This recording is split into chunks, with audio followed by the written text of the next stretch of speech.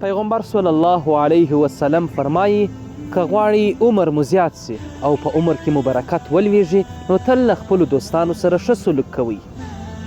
سبحان الله. یعنی د الله عزوجل د پیغمبر خبره موږ تاسې ته د کاڼي کرښه ده. په نن عصر کې زموږ بدبختانه د ټولو کورنیو اړیکو او تر ډیره پورې په ځینو انسانانو کې یوازې دغه روابط تر یو موقت وخت او چم پورې وي.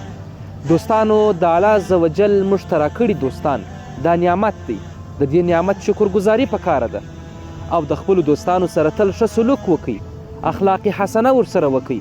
د دوستۍ نیت د الله عزوجل رضا باید واوسیږي تر څو په عمر کې مو زیادت او برکت ولویږي او ضمناً مو د دوستانو په دوستۍ سره د خدای جل جلاله دوستي لا ټینګه کړې وي.